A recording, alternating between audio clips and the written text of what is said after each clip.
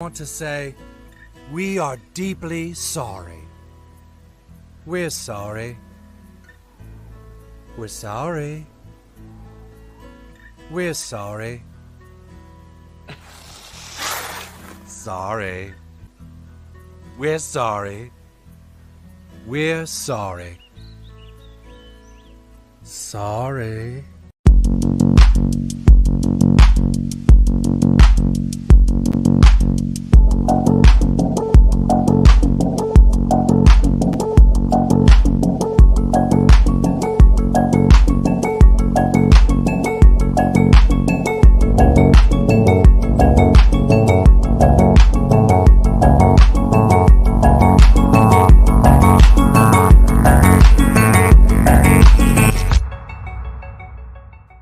Good evening, everybody. It is Tuesday in most places in the world, middle of the month in most others.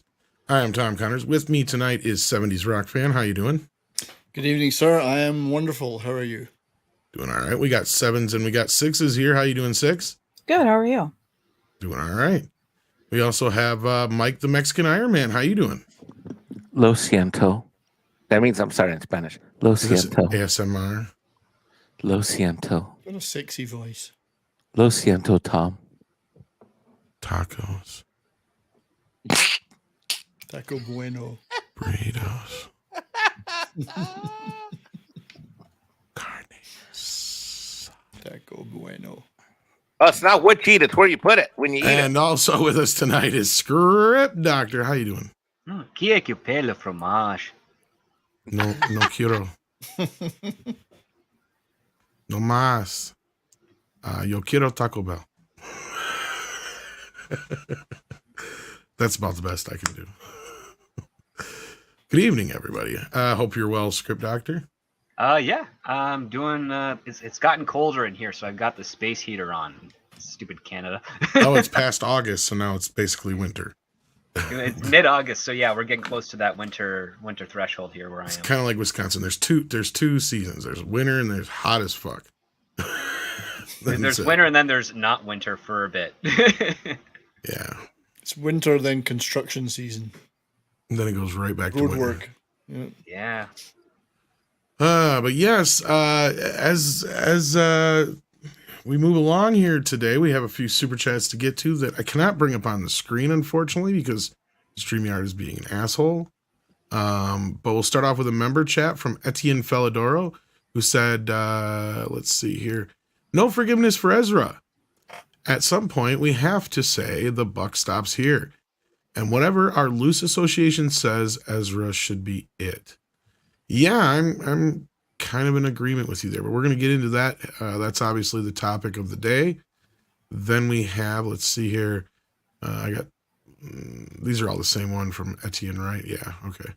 Then we have another one from Etienne Falidoro for $2 who says, let's see here. Where'd it go? I just had the screen.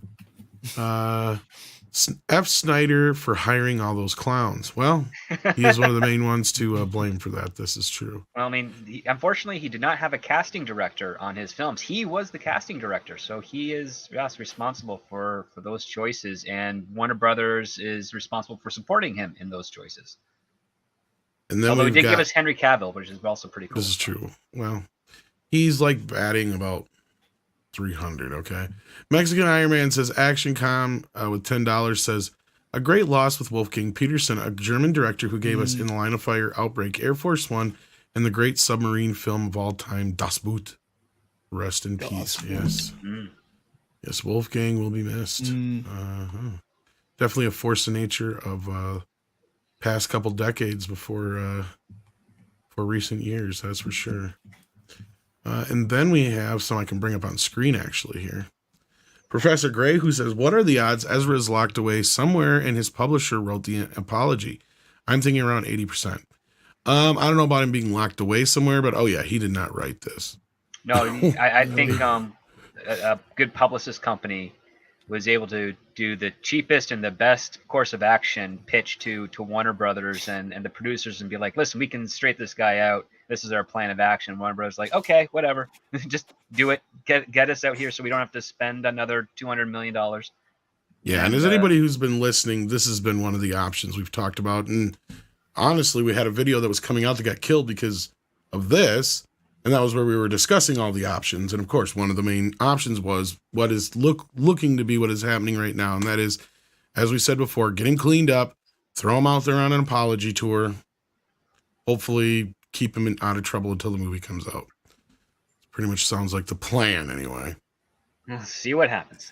That's right. Yeah, That you know what depends happens upon- about plans? They're meant to be broken.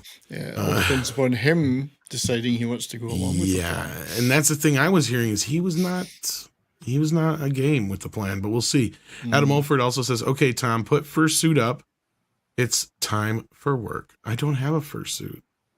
I'm not a furry, but if I did, it would probably be a Chewbacca outfit or an ape outfit if I had to. I think more of an Ewok, really, Tom. I don't know if I could pull off an Ewok. I'm too tall. As the actress said to the bishop, yes. Yeah. What are you doing to that poor Ewok? Professor Gray says, when will Ezra TV film be made? I think they're filming it right now. It'll be made in a flash. Ha! Ha ha! You made a And funny it'll actually have shorter production time than The Flash, and then it This will is come true. out, I think, maybe a month or two after the Alec Baldwin reality film. I didn't pull the trigger is the name of that one. Could be the next season of American Crime Story. Yeah, no shit. At this rate. Hollywood crime story. Just throw Ezra, Amber, and Alec Baldwin all into one. Yes, that's Well, what you I'm have wondering. You have this brilliantly dramatic reenaction of Ezra Miller running through the forest and someone with a trank gun just taking him out from a distance and then dragging him back. It's Alec Baldwin. It's how I'm actually getting confused. What did Ezra pull the trigger or not? Oh, Or you're am I thinking of getting mixed Alec. up? I'm just getting mixed up now. Was it Ezra who beat up Johnny Depp? I forget. What's your Muslim uncle says, what does Elf have to say about this? Well, I don't know what Alp has to say, Muslim uncle, but you start with that already, and it's the first 10 minutes. I'll tell you what my timeout button will do to you. Elf would say, as somebody who has spent most of their life in timeout, Ezra should think about that for a minute. It sucks. Huh? Yes. And then Tim Hayes has been a member for 11 months at the minimum effort puppy level. Thank you for that. And Captain Fandom Nerd has also been a member for 16 months at the minimum effort puppy level. So thank you guys. And with that, I believe we are caught up unless I missed anything, Six, that you know of. Nope, I think we're good at the moment. Quite Awesome impressive, choice. Tom. Yes, I was able to pull all that off Quite on impressive. 1.5 breaths. And so I go over here to my DMs from Six, where she sent me this story originally. Or did you send me this story originally? Probably. Well, that's way back. Let's see here. Well, I have the statement in front of us because that's really all that matters, right? Nobody ever gives a shit about anything else because the rest of it's just blah, blah, blah shit we already knew. Because for those up there who are listening, and we know you have been, you've been keeping up with this story with us because as any day that ends in Y, we're dealing with something that has to do with Ezra Miller around here. So here we go. Here's the statement that quote unquote Ezra Miller in quotations put out to the press in quotations. In both cases, I think they need to be said. I think he read it, and then that's what they're quoting. They're quoting him having read the statement that was written for him. I'm not even sure he looked at it. Has he even seen it? How would we ever know? So yeah, so this was put out, and it says, having recently gone through a time of intense crisis, like infinite crisis, I now understand that I am suffering complex mental health issues and have begun ongoing treatment. How do you understand that if you have complex mental health issues? I don't think that necessarily... Yeah, that would show a brief moment of clairvoyance, which is kind Clairvoyance, of yeah. rare with complex. I mental waited health. I rushed so that I wouldn't be late for the show because I can't wait till hear script. I mean, everybody on the team, but especially go. This is so good. This is so good. Keep I want to going. apologize to everyone that I have alarmed and upset with my past behavior. I am committed and continue to be committed until they let me out anyway, to doing the necessary work to get back to healthy, safe, and productive stage in my life. Nothing. Ezra, about, they, them, Miller. Yeah, nothing about atoning for crimes that may have been committed. Of course. No, You no. can't say something that will incriminate you in a Well, that's press called release. self-incrimination. Yeah, I wish he would talk about himself in the third person. That would be much more fun. That would be kind of funny. They now understand that they are suffering complex. See, that would. Unfortunately, though, and you could add some more to this. Ezra doesn't live by your earthly rules. That's true.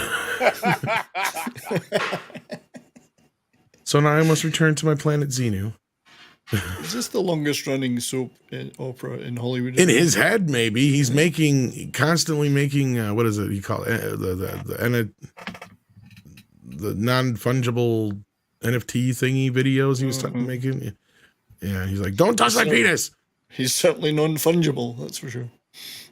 Don't touch my penis. So this is the start, you believe, Tom, of Warner Brothers trying to salvage this movie. What other choice do they have at this point? Yeah. I mean, Script's right. It was one of the big options on the table, and it's one of the options that I'm sure everybody was hoping they would take because it would save the film from having to be reshot. It would save them a buttload of cash. Yeah, any more than it already has been or needs. But that doesn't mean they aren't working on it, because I did hear rumor that at the same time while Ben's working on Aquaman 2, he's also doing some pickups for The Flash. So, at this point, it's Ezra's last hoorah, and I think he knows that. Perhaps, I don't know if he necessarily knows it, but his people know it, let's say. And at this point, they're like, shit, if we want to get paid in the next year or so, we might want to clean this kid up. We might want to get him back to work. What little work he's going to be able to get after this. So let's be real. Where does he go from here? He's literally going to go back to making independent shit. That's about it. He's going to do anything that will allow independents to get financing. His worst case scenario is he ends up being an acting teacher. Yeah. And that's just it. If this child protective service thing comes crashing down on his head, that means he won't be able to be around minors probably. So that could be another issue. At least unsupervised, that's for sure. Yeah.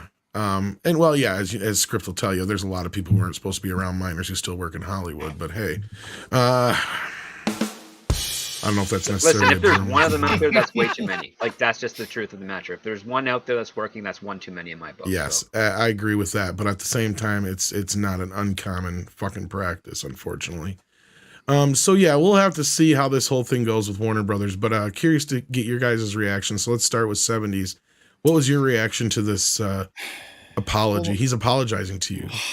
Well, my first reaction was that I absolutely did not believe for a second that he said any of these things or wrote any of these things. And I don't know that for sure, obviously, but I just don't feel that he has. It's got PR speak written all over it. On the other hand, I think if such an attitude was to be taken by him, then that's a commendable attitude. We should be hoping people with mental health issues get the required support and treatment. Yeah. I think a cynic would say that he's getting the required support and treatment to get this movie on screens. I sincerely hope it's the opposite, but I still think that any felonies that may have been committed need to be acknowledged, investigated, and resolved. Regardless. Six, your reaction to this? I fucking told you so. Nobody disagreed. No, with yeah, me this is one of the ones you said. Yeah, this is one. Yeah, he's doing the apology tour. I think he's actually pretty articulate, so I could hear him saying these words. I could see him co-writing this bullshit with his manager or his agent or whomever is his psychiatrist. So you're going to give him the benefit of the doubt at least, anyway. Yeah, because I think he can be pretty well spoken in interviews and things that I've seen him say. And what he did isn't cool, but it's not like he pulled an Alec Baldwin. So, well, his stuff is far more intentional than what Alec Baldwin did. That's true. That's true. Yeah, I mean, comparatively, it'd but probably be nobody better like died. Robert Downey Jr. or something like that. But even Well, then, he wants to this think that is he's going to worse. have a Robert Downey Jr. comeback. He won't. Yeah, like I pointed out the other day, Robert actually had a career before all this. But sorry, Six, you were talking. My bad. I don't believe that he is too far off the path for redemption. However, I am disgusted with Warner Brothers for not doing anything about this problem sooner, for not saying that they were going to recast. So regardless of what drivel comes out of his mouth on his apology tour, I'm not going to see that movie unless they recast the role. Okay. So Mikey. I'm more upset with Warner Brothers. No, that's fair. For not coming out and saying anything. Mikey? Just when I thought I was going to disagree with Six, because she was going to, my girl Six continues to impress as she always have. I am not going to see this movie with this guy in it, except and unless Tom and Andre tell me to, or I have to review it for DC show on Sunday night.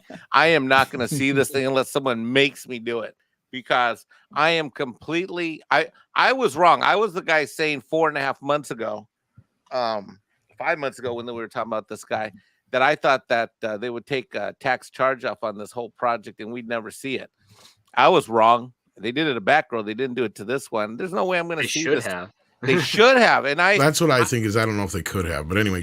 Well, that goes back to what you and Script were saying all along, which is that there's something involved in this deal that's not a possibility one way or the other, whatever it is, whether it's storytelling or whether it's some financial back and stuff. I'm not going to see this. I'm disappointed. I don't want to see this guy.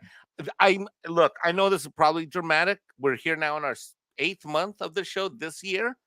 I feel like we've done 2 shows a month on this guy, one way or the other. He's a train wreck. There's no iteration of on average for the year. It's probably more than that. There's no iteration in my brain where I can look at this guy, and growing up as a fan of DC stuff, because I'm a DC guy far and away more than I am a Marvel guy. I'm already having my Snyder Trump derangement syndrome. Like, I'm healing from that. And I look at this guy and I'm just like, I can't take anything that he said seriously. And furthermore, I don't want to see actors that I might take seriously as Batman or Superman handle this guy seriously in a movie, because the whole thing's polluted for me. So I'm with Six. I ain't watching this thing unless someone makes me, and for the benefit of our great members and listeners and subscribers. Entire Script. I want the Scriptoverse. Yeah, because I've heard Script on this show in the last year fix more Batman, Superman, DC, Aquaman movies than that's who I want to. That's who I'm rooting for WB. And I'm not saying that to shill my boy Script because he's on the show with me. I mean it in sincerity. I've heard him fix enough plots in short order. Like I said, Monday, Script shows up, he fixes Batman. Tuesday, he gets to do Superman. Wednesday, he does Wonder Woman. Thursday, he does the entire rest of the Justice League, all the extended year. Friday, he gets to take the day off. We're done. I was going to say Friday, he does a bunch of hookers, but yeah. I think, no, Friday, he would. Friday, he would do Wonder Woman again. Make the fucking studio pay for it. Do her over and over and over. It definitely could be a great plan. I have many stories and many set pieces for those characters that I think people would really, really enjoy. But again, I'm not going to volunteer those to Warner Brothers. They have to, they have to have an open assignment call like they used to do, and then I'll pitch and we'll go from there. But until then, Warner Brothers is set on a current direction right now, which is predicated on The Flash. I don't think this is the right approach with regards to Ezra's apology tour, because this is clearly going to be framed to make him a sympathetic player and a victim of his own tragedy. And one of the things that I really dislike about the legal system is the insanity plea, because medically there's not a medical diagnosis of insanity officially. It's just a broad term, but they boil it down to very specific mental health disorders or what have you. And on the law side of things, you have that escape card, so to speak, the get out of jail free card, like saying, "Oh, I was insane. I was mentally unstable." Yeah, it's kind of like the simplified version of like when Star Trek, they're like, "Oh, it's okay. It wasn't them who did it. They were possessed by an alien. And I don't like that. I think that regardless of his mental health, he should be held accountable for whatever actions that happened. Like right now, he's only been charged with a burglary. I think he should be held accountable for that. If anything else comes to fruition and there's sufficient evidence to go to a trial, I think he should not be exonerated based on mental health issues, because that's inauthentic. And then afterwards, he can be, whatever the outcome is, so long as he's getting mental help to address those issues and become a stable person in society. I think that's the best bet you can have. But the current climate that we are living in right now, especially with the aid of social media, is that no matter how popular other talent and people are involved in a project, be it a product, a film, a story, a development of a car, what have you, if there is one person that is obnoxious and egregious enough that they're able to, sort of hijack the narrative, people will just abstain from that product. And that's a situation I think we're going to have here with Warner Brothers. I know a lot of people are very excited for Zaslav's 10-year plan, whatever that might be in details, but I'm just going to preface this, and I hope I'm wrong, but I am going to preface this, that the next 2 years at Warner Brothers are going to be kind of crazy. I don't doubt that. If the films do not perform to what Warner Brothers needs them to perform, you're going to see a lot of quick resets and changes of direction.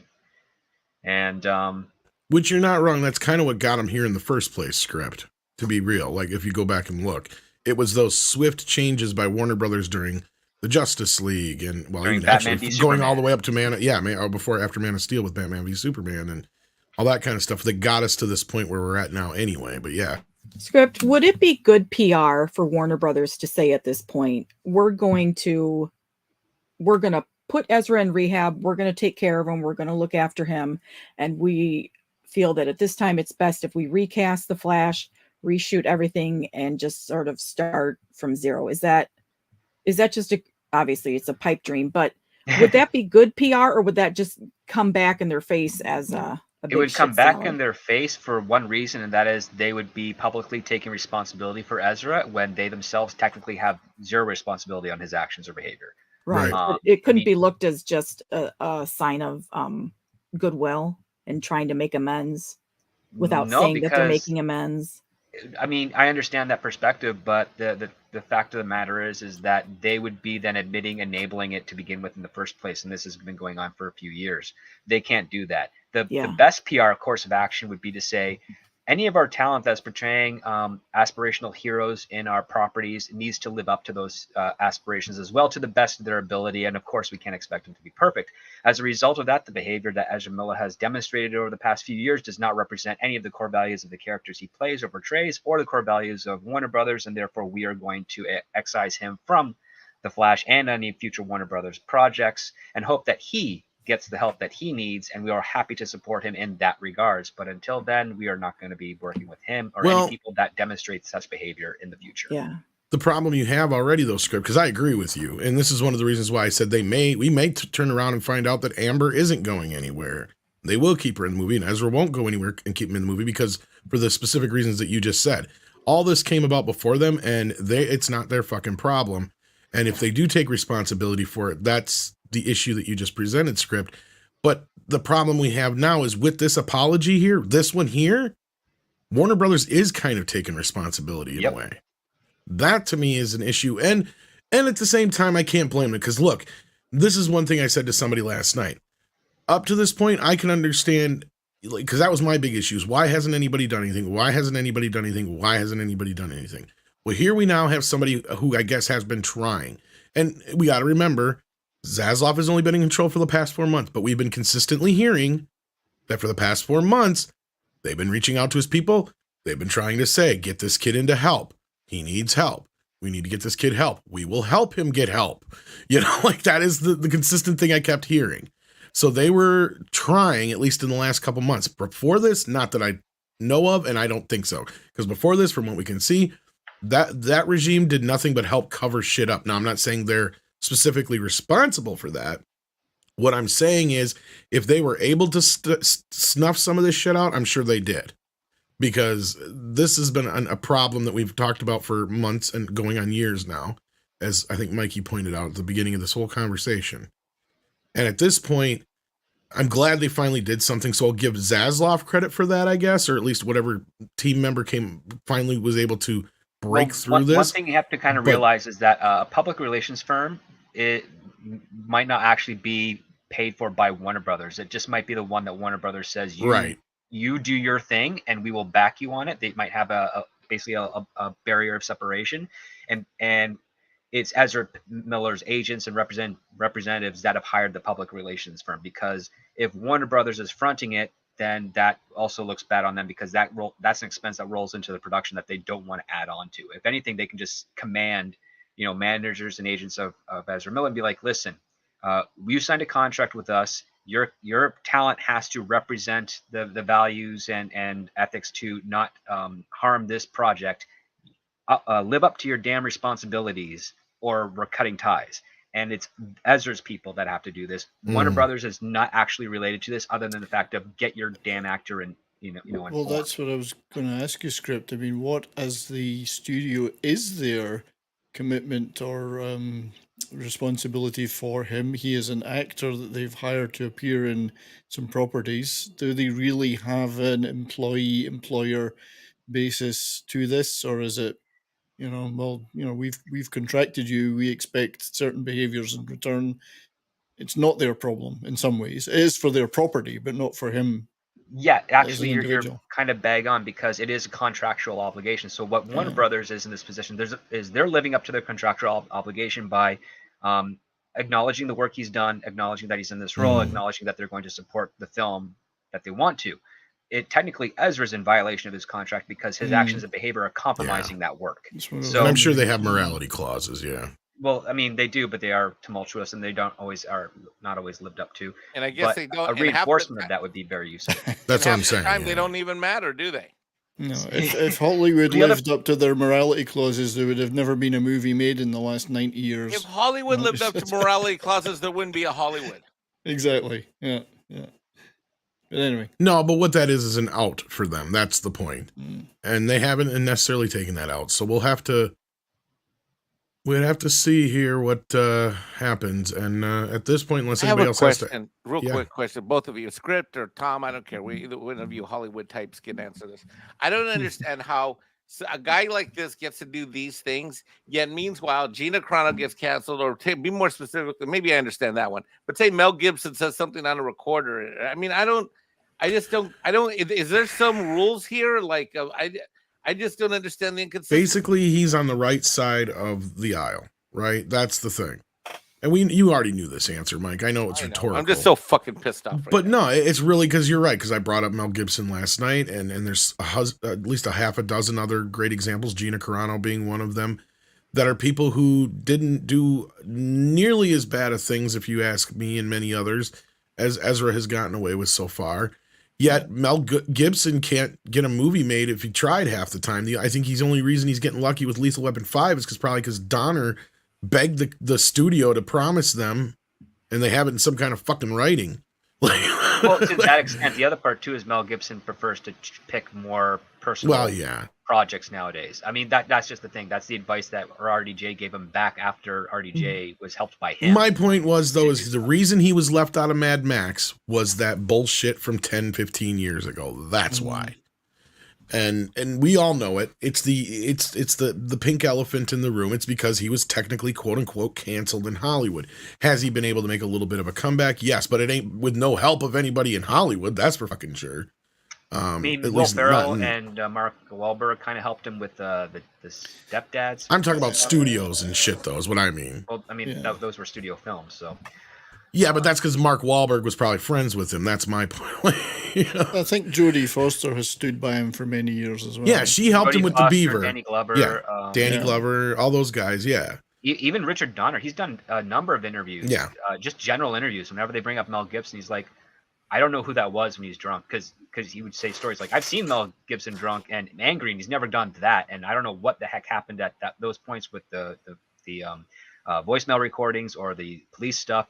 He's like, I don't know who the heck that guy was. And the other part too is that in his history, you will never find a pattern of behavior where he has constantly done that every time he gets irate or drunk, and that's kind of the thing that you got to realize. Yeah, that he was in a something else bad was involved with spot. that alcohol, and he was in a bad spot.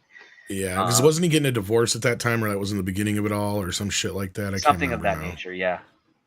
But yeah, so and again, it's not an excuse, and I think he took responsibility for it all. I mean, that's the other thing. And as Rhino, how you doing, Rhino?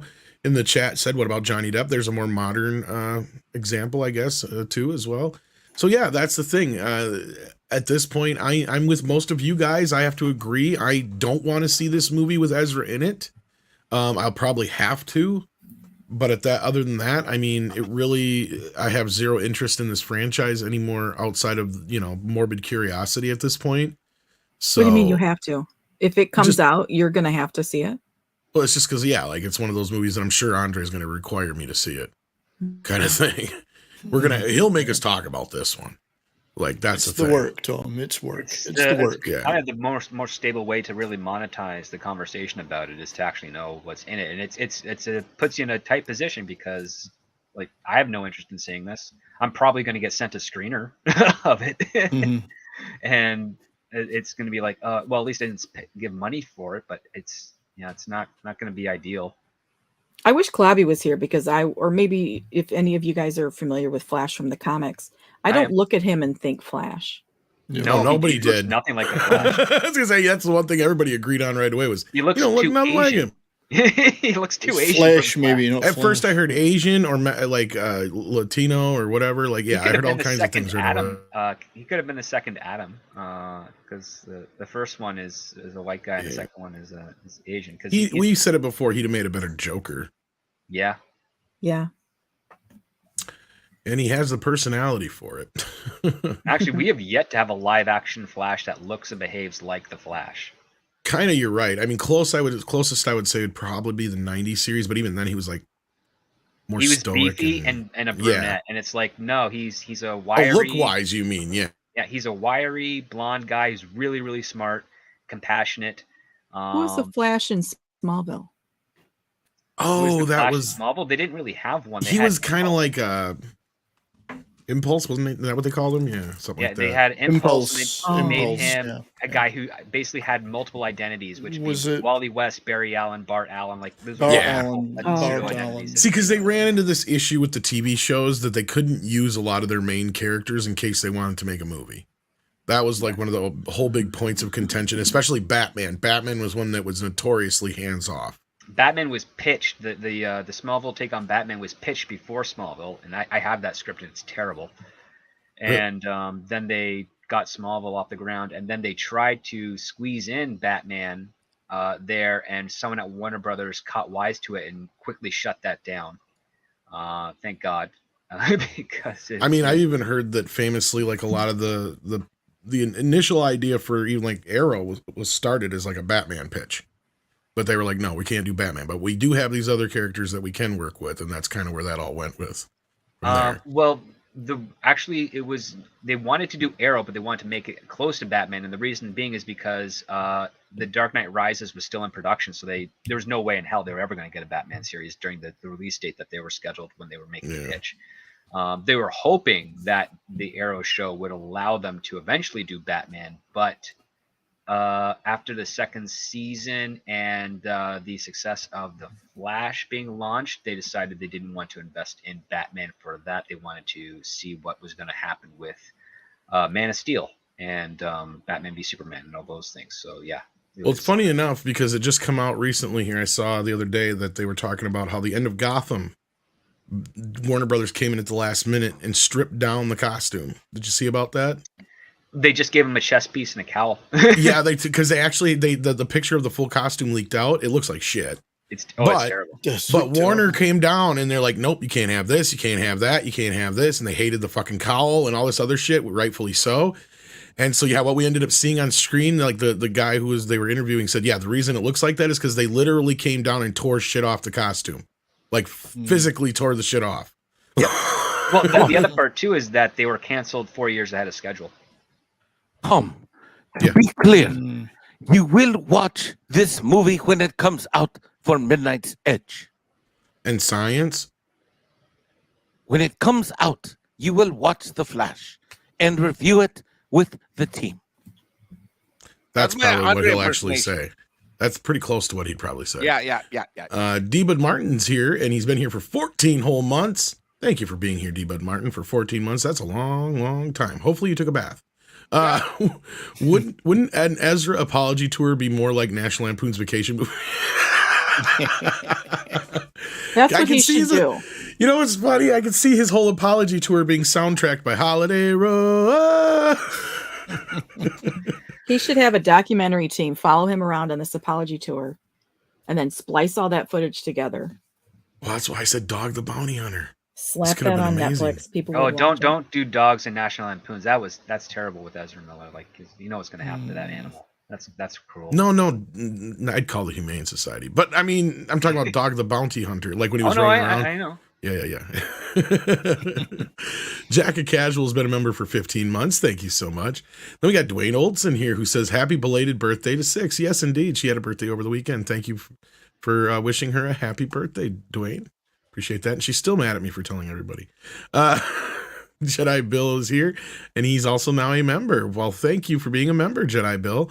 I hang out with Bill quite often singing karaoke. Tom, you're out of my circle of trust. I probably am. The Jack of Casual Thank you, Dwayne. says, Tom, this goes to 6's birthday fun. Happy birthday, 6. Well, thank you. Thank you. Yes. And then Mecha J says, do you see conservatorship? I know what he's trying to say. Conservatorship. The thing that what's her face had being placed on Ezra, like what Britney Spears family had placed on her. It would do him some good. I wouldn't be surprised if some people haven't tried already, but What the fuck? I don't see it happening. No. But we'll see here. Yeah, he doesn't It make enough depends if money. another crime comes to the surface. Exactly. Yeah. That's the bigger thing here. And then we got Marks 47, who's been a member for 16 months. Thank you for that. Then Night of Snoke has a question for us. What is your theory as to why the villain of the Flash movie isn't Red Death, who is actually Bruce Wayne as evil speedster? That makes perfect sense instead of the vague mystery they're going for Dark Flash, Zod, and Fiora. I don't mind them as minions, but not main villains in the situation. Thanks for asking or answering. Well, the short version would be, they'd probably be too complicated for a general audience to understand all the nuance. But other than that, I don't know if you guys have a better answer than that. I have no idea. That's the best answer I can come up with. I'm the worst person to ask because I hate the Flash as a character. That would be a good one for Klobby if he was here. Yeah. I know. Well, Script, I know this you're goes down more. to Well, it goes down to the fact that, unfortunately, with the Flash, the worst thing you can do is have his first big villain be another speedster because it's boring. It just That's is. why the show got boring to me after a while. That was the main reason. You know what I would do to the Flash? I would like become Quicksand Man. And then I would like put myself in front of him and then he'd run in place in my No, quicksand. you'd be and I would Hot try- Tarmac Man.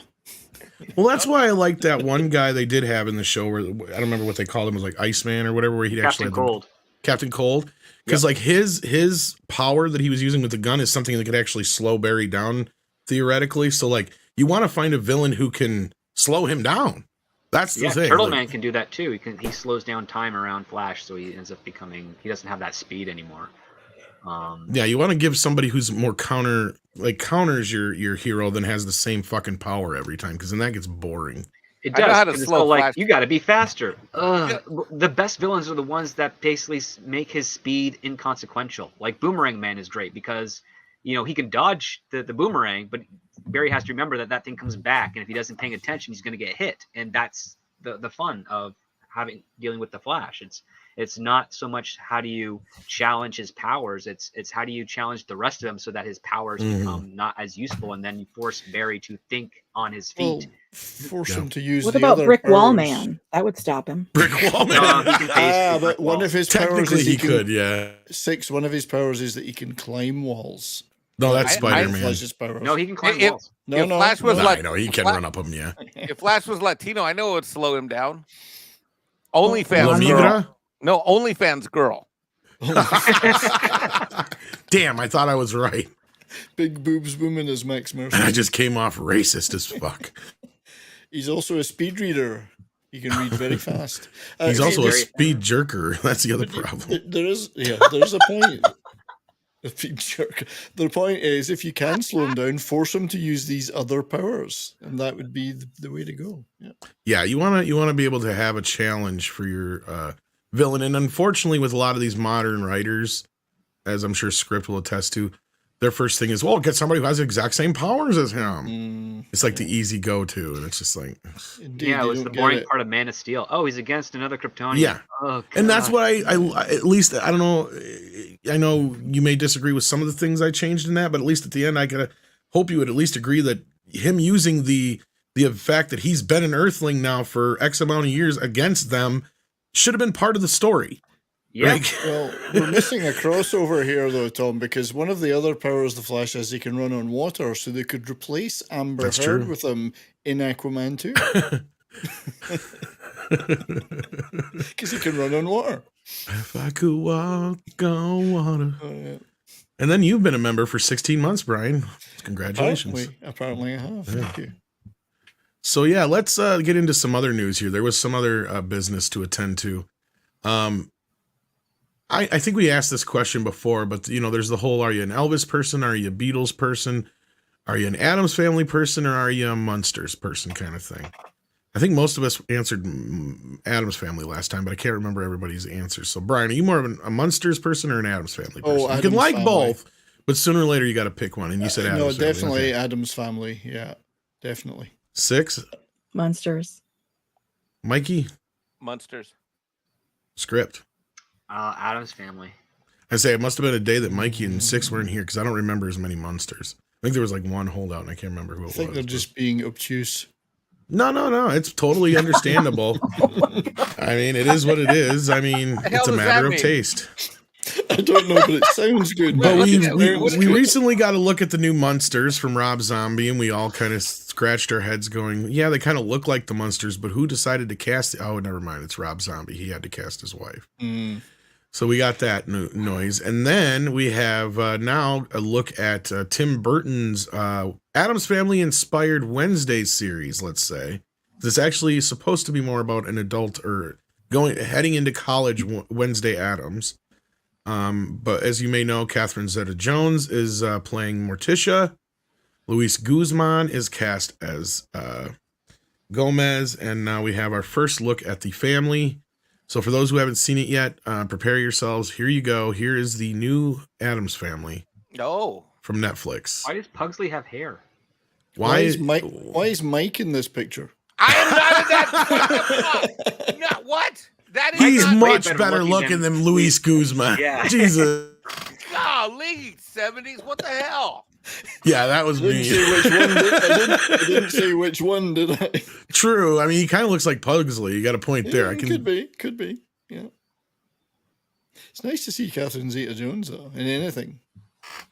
There you go. Now, Mike, you're a look, handsome chap. I'll say it up front. Mike, I know, you and look good. I said this you're when we handsome. first heard he was cast. Like he does. Luis Guzman does look closer to the original comic interpretation of Gomez, Yeah. Yes. I see. but that does not mean it translates well. I don't think he's got. I would love to see if he can pull off the suave vocabulary of Goma. Yeah. Mm. That's the problem I have. See, I get it. You can have Gomez played by just about anybody. And I think I said this best earlier on Culture Stream. But the thing with Gomez, and this is why, like, I love John Ashton's Gomez, but he always played it with a little bit of a mean-spirited wink-wink, to where Raul Julia nailed it down with this whole man-child version of Gomez, to where he's just like this infinite child who finds everything wondrous. And the thing that he finds the most wondrous of all, no matter what, is his wife. And that was one thing. I can't remember if it was him in an interview or one of the writers in an interview, the director who said that. It was like, the thing about Gomez is every time he sees his wife, he has to act like it's the first time he's seen her in years. Like he has to act like the world stops and she is it. And he was able to capture not only the man-child, but that God Mia thing, where it's like, you could just sense the lust the moment he would look at Morticia, right? So like he captured every essence we needed out of Gomez. I don't see Louise Guzman being able to sweep Catherine Zeta-Jones off her fucking feet. I disagree with you because I think, given the height difference, he could act like he's never seen her face before. Constantly staring at her chest, yeah. Yes, there is that problem. So I look at this guy. I know it's 'cause I'm going to get yelled at for saying this, but it is what it is. I look at him and I see Narco Mexico, and I think like he's going to ask, he's going to say He was great in that. Yeah, he was. I just see like it's going to come out like, hey, which coffin did we hide the kilos in? Yeah. Oh, Morticia. I don't know. I actually am willing to give Luis Guzman a chance in this. I actually think he might be able to pull it off, but I don't know. I think it could be good, and this looks fine to me. I get it. People are looking for Suave Gomez, but I'm not precious about it. This could be good. Wow. Well, he doesn't have to. I mean, I think the look is fine. It's just I'm wondering, can Luis Guzman do the Suave without sounding like Luis Guzman? It's going to come off creepy. That's my point. Exactly what script is saying is he has a little bit of a speech impediment, and that's part of his brand as a character actor. So I'm wondering, is he going to stray from that? I didn't think of that, of course. They should have just gone the whole way and got Danny Trejo to do it. Well, that would have been interesting. That would have been interesting. I mean, a few people brought up like Javier Bardem. That'd be a great choice, I think. I think Johnny Depp would have probably been ideal. I think he would have been the next person besides Raul to be able to kind of tap into that. Yeah. Did you say the same exact thing I did? Yeah. Jinx, you owe me a Coke. Yeah, no, I mean, there's a few actors I think that can pull it off. And I mean, I'll give it a shot, I guess, more than I would the Munsters. I guess that's the best I could put it in. Well, the Munsters, the cinematography looks like it's a freaking TV movie. Yeah, well, yeah, it's because it is. And the lighting is terrible, too, for it. Yeah. That's because Rob Zombie don't know how to make a real fucking movie. Did you see it? I couldn't even watch his last one because it looked like you just said. It looked like it was a shot for TV movie. Yeah, I mean, when the original production and cinematography from the TV series in the 60s looks epically better than the modern-day remake with all the tricks that modern technology at its disposal, you know you're in trouble.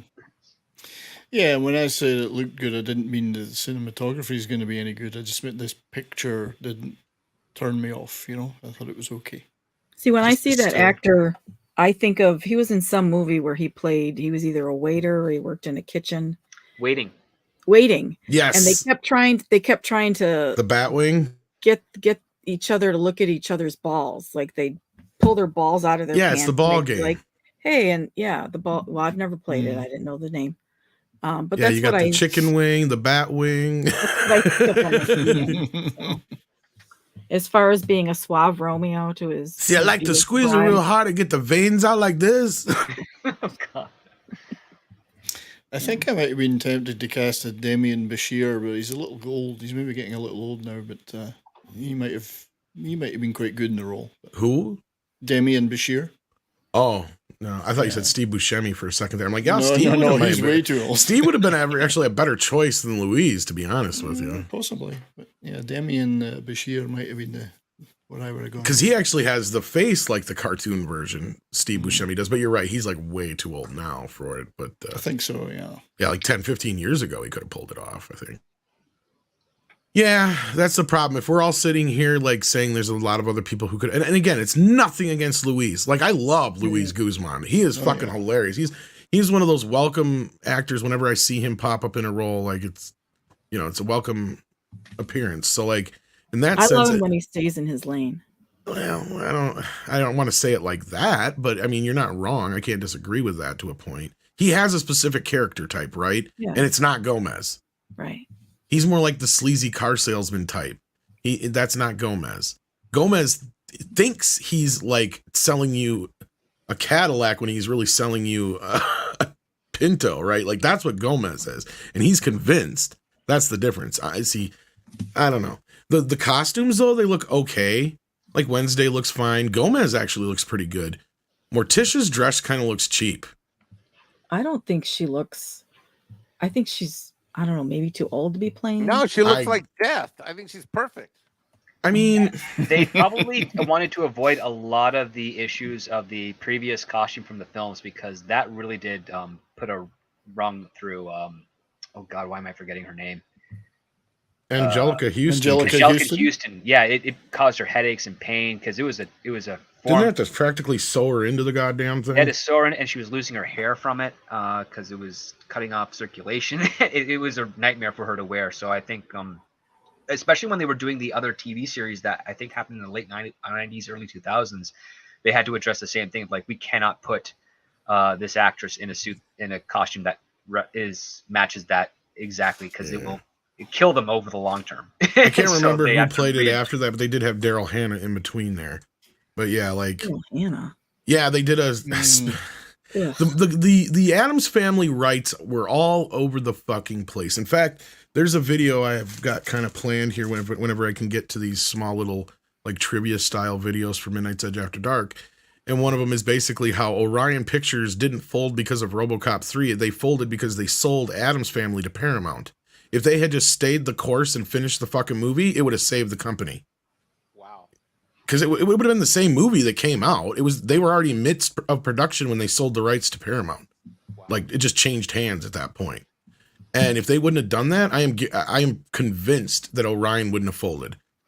And that's the thing. So MGM had the rights for originally, and then they sold through the Orion deal and all that kind of stuff. We were going to make a movie, and then they sold the movie rights to Paramount. So Paramount only had the movie rights, and then Warner Brothers wound up through them through the MGM deal during the Turner era. So then Warner Brothers made a straight-to-video Part 3 that had Daryl Hannah, Tim Curry, and I can't remember who played the fucking kids. But they literally made it as a Part 3 of these movies because they had the same guy playing Lurch and stuff like that. And he was the only constant character who went through, because then they did a TV spin-off of that, and he played Lurch on the series, but then they had completely different people playing Gomez and Morticia and the kids and shit. Yep. And this was all during the 90s, and it was Fox Kids and then ABC Kids and whatever else it changed into in that time period. Family Channel was what it was originally. But yeah. And that, kids, is how that happened. And then the rights wound up back at MGM again eventually, and that's how they made the animated movie a couple of years back here in its sequel. And they are, I believe, the production company behind this with Netflix as well. Which is funny, because if it wasn't for the fact that this was already in production before the Amazon deal, I think this would have wound up on Amazon, funny enough. Because of the MGM situation. But yeah, that's where the rights are at right now. They're all over the fucking place before, though. But we also have a color picture here of Gomez and Morticia, if we want to take a look at that. See, this is the... I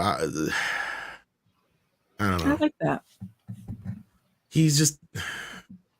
We haven't seen him actually. I'll give him a chance. Pictures, yeah. So until I see a trailer with him. I remember the Daryl Hannah one now. Wasn't that Tim Curry as Gomez? No, yep. That's what I just said, yeah. Yep. Sorry, yeah. I remember that. Yeah, and then they spun that off into a Family Channel series where, they had some of the cast return, or at least Lurch. I know that, but I'd forgotten about that completely. Yeah. It was the new Addams Family with Ellie Harvey as Morticia Addams. Do we know anything about the plot? Like, do the two of them team up in a Latinx world and start a chain of taquerias, or what happens here? Honestly, I don't think these two are going to be in the series all that much.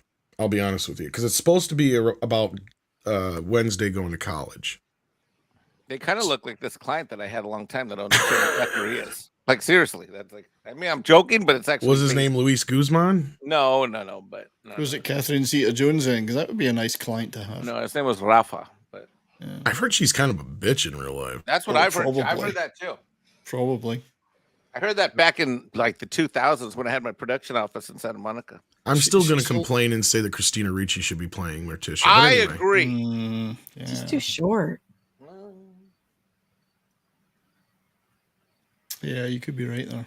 I'd rather just do a follow-up of the Yeah. first two Addams families with Wednesday. Her as an adult, yes. Yeah, Wednesday and whoever she ends up with. And You know what would be an interesting series script? I wonder if you tell me what you think of this pitch, elevator pitch. It's Adult Wednesday, and we've jumped X amount of years in the future, but she's actually trying to live a normal fucking life, but her family won't let her. Like she's trying to. In Wednesday's character. I know that's the problem, but it'd be close to Pugsley. Pugsley would be doing that. Or maybe that could be the show. It'd be like Pugsley just has like a wife and a family and all that stuff, and he's just trying to get. He renamed himself to Phil. And Wednesday keeps trying to kill his wife. There you go. Yeah, Wednesday keeps trying to kill his wife. She's the Pugsley's running- problem. Pugsley's running a meth lab out of an RV. That would have Oh no, you have to make it to where, like, if you've seen the South Park special where Cartman grows up and he's like fucking Jewish and all that shit, that would be Pugsley. Yeah.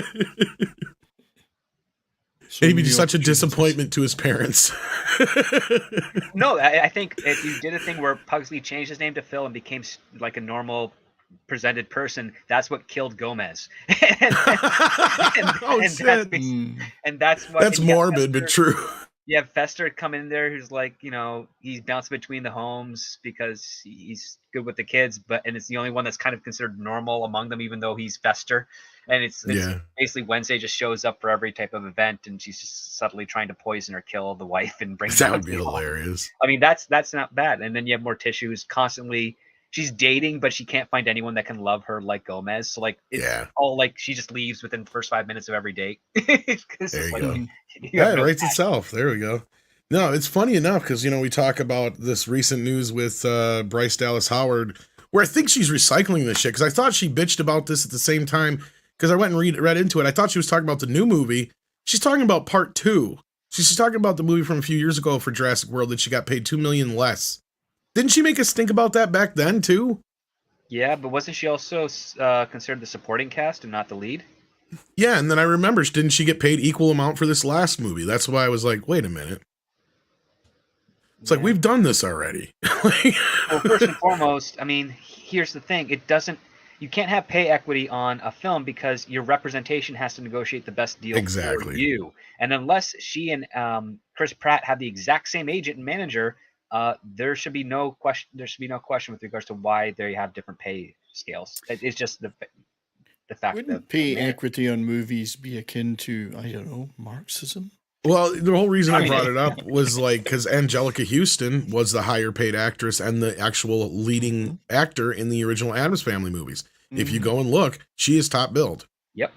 And she got paid the most. Probably in fact, I think she's one of the executive producers listed too, I think. Well, she got paid the most, and she said it was a good thing she did get paid the most, otherwise she wouldn't have worn that costume. I think she got lucky with a back end deal too on that first one, if I'm not mistaken, because that I think was another big. Because that movie, as far as I know, is like the one that made her the most money and all that shit. From what I remember from some interview, but it was the most accessible of her films. Yeah, she's been in a lot of stuff, but well, that's the thing. By the time she did the Addams Family, she was. Oscar winner and all kinds of other shit. Yeah, it was very mainstream with Jack Nicholson and all that. For her, it was very mainstream. Yeah, which is not her normal. It wasn't her normal thing. Yeah. It was kind of her taking a little bit of a note from her dad, right? Because her dad would kind of do the same kind of shit. Yeah. He would do a mainstream movie, then he'd do a little less mainstream movie here and there, and then Well, one to pay the bills and one to satiate talent. Yeah. But her dad was, oh my god, Well, John Huston, that voice, man. What a director. To me, he was Gandalf for many, many, many, many, many, many years. That was the voice of Gandalf to me. In a hole in the ground lived a hobbit. Not a wet, dirty hole, but a dry, nice hole. Ironcaster says Mike was on the set hiding from Elf. What set was this? You were on set with Elf? No, he's making the point that looked like me on this picture that you put up there, and I was on set because I disguised myself in that suit because I was hiding out from Alf. But no, that wasn't. Where's that timeout button on this thing? The universe's favorite chew toy. That's an interesting name. Is it me or is Gomez wearing Princess Leia wig? Yeah, his hair. That was one thing people were commenting on too. Yeah. His hair looks a little off there. Yeah. Yep. And we got Mr. Tickle Trunk here who says, most people know Addams Family from the movies. Guzman isn't suave. Audiences will hate him. Initially, maybe he can win people over, but uphill battle. Yeah, not only that, John Ashton was also a bit more debonair than that too, but he was more manic, right? His version was just kind of like... Well, that's John Ashton's claim to fame. Shtick, yeah. Kind of like he brought that over to the Riddler. Sledge says Oscar Isaac and Jessica Chastain. That would have been a good choice. Oscar Isaac was one I brought up before if you were doing a younger kind of ish, but he's not even that young anymore. He's not even that young, but he is tiny. So yeah, he can. Yeah. He's super silvery beard now. Yeah, I was going to say I saw him recently with some gray. Yeah. And I mean, this doesn't feel like Tim Burton either. I know he's just producing or whatever, but so far I'm not getting that vibe from it. You got to see the house, right? Yeah, we got to see the house. Let me see a trailer. If this trailer can kick the Munsters trailer ass, though, then we're talking some business. Who's So we'll have to see. Lurch? That's the question. Yeah, that's a good question too. I wonder And who they're gonna pick. Granny. Yeah, those are good questions. Mecha J says, Tom, I think it was the actress who played Wednesday that star in both movie and TV spinoff, not the actor who played Lurch. Oh, Lurch was the same actor, though, I'm pretty sure. But they may have had the kids. Family Reunion? Yeah, she was the same actress from that. Yeah, there were some of the same actors that carried over, but not Tim Curry and Daryl Hannah, though. That was my point. But yeah. But that guy who played Lurch, he played him quite a few years in different projects. Nelson Sharita says, Christina Ricci, Adult Wednesday runs movie studio. I don't know if she'd do that. That Disney bit, though, in the Addams Family Values is one of my favorites. Tiger Valley says, I'm worried since they supposedly have powers now. Oh, the Addams do? What? Yeah. No. What? What? Like magic powers? Yeah, I'm assuming so. No, the joke is that they don't have magic powers. That's That's the whole mother thing. thinks she's a witch, but she isn't. Yeah. Like the only thing magical is Thing. That's true. And because the Munsters were the ones that were more of the what do you they're call more it? like Mystical horror variety or whatever. Yeah. Yeah, with the vampires, the wolf boy, the freak science. Yeah. Grandpa was always doing something. Yeah, I hope you're just making shit up, because if they actually give the Addams Family powers, that's dumb. Yeah, because Thing is supposed to be the only supernatural thing about them. Well, cousin, it's just Harry. We don't know what's underneath there. The guy that doesn't like to. It's Culture Casino under there. Probably. It's culture. That would be my guess. So I think if we slow down what Cousin It is saying, we'll get a lot of yeah. So for like the thing is Here, we got a little bit of slowed down audio. Yeah. Here's the thing. Yeah, what you do is grab that scene from Dick Tracy where they're slowing down Mumbles' audio and just replace with Cousin It, and then replace it again with what Culture says. I love how Dick Tracy, and this is the thing, I kind of have this really like weird love for that film, right? Like I love its colors. It's I love really authentic to its source. Yeah. But the funny bit about it is you have all these major actors in it, and you can't tell a single one of them is who they are, like, except for Al Pacino, And who's Warren literally Beatty. just like a Muppet version of himself. Like, give me Dick Tracy. Dustin Hoffman. Dustin Hoffman's mumbles. You can't even tell it's Mumbles, him. yeah. You can't fucking tell. Because they had all those other guys too that were in that one scene that is the bad guys, and they're just like they're dead. The next scene after, but anyway. Let's see here. What else we got? Jack White said, "Did you guys see the trailer for season 4 of Bongu Stray Dogs and the announcement of a new movie for Psycho Pass?" I've been hearing about Psycho Pass, but no, I'm not. Bunju, is that how you said it, or Bungu? I don't know what that is. Yeah, I'm not familiar with that at all. But If we it's did anime, I'm sorry. yeah. If that's the case, then I'm really not sure what that is. But I did hear about Psycho Pass getting a new movie. But speaking of trailers, though, thank you for reminding me, Jack White. We got a Cobra Kai trailer. Did you guys happen to check it out? Yeah. Yeah. Mm-hmm. Yeah. Looking good, guys. Looking good. I can't wait. We only got a couple more weeks. Nelson Sharita says Mexican Iron Man. Were you Cousin It all along? Well, he can't grow hair that much. No, I mean, I've got a little hair on my face. He's It's taken bald me- as a baby's butt everywhere. Yeah, it take 2 months to get the How little. do you know? Because I'm Native American. We I talked take about care this of before. him. Wait, what? You haven't seen my butt? When he's sleeping, I give him a sponge bath to make sure he gets the crevices. No. That's Sadie. That's not me. Well, I give you both a bath at the same time. You just don't know it because you're I can't wait to sleeping. meet Sadie. But I don't want she'll Sadie jump to lick on my. you. I don't want her to lick my butt. No, she'll lick your face after she licks her butt. I'm not a part of this stream. But you are. Yeah. Sue Blatton, says the Addams Family comic strip is rife with possibilities and did plenty for reality-breaking things. You can't argue the films and TV series can only apply to canon and not the source material. This is true, but it depends on what kind of powers we're talking here. Yeah, like what level? Because Yeah. I like the comic aspect that they do kind of bend and break reality to a degree, but like I don't think it's on the supernatural power levels thing. Aside from like Thing and maybe some of the eccentric characters, I don't even think on the eccentric characters they have like legit witchcraft and whatnot. It's just they try to experiment and it screws up something and things go awry, right? If I'm not like Granny gotta go doing back to, something but it would never be to the extent of the monsters, like we were just saying. Yeah. Yeah, and it wouldn't be legit witchcraft. Yeah. It spells like a hocus pocus or I whatever. mean, the most I could see is maybe like a goofy body swapping episode or something, maybe. But even that's pushing it now. You could have got away with that in the 60s, but now I think that'd be... Because you're right, because Granny isn't even really doing a lot of witchcraft. She's just making like potions and brews, and there's no proof that any of the shit that she does works. Yeah, that's the joke. She's like, eye of mute, and then a rat's tail. What's this for? Oh, it's just soup. Yeah, that's the whole point. Yeah. Then Tiger Valley says the power thing is rumors. I heard. Hope it's wrong. Yeah, like I said, I can see. Maybe. I mean, Wednesday was always interested in like voodoo and other weird shit in the show and in the comics and in the movies and whatnot, but.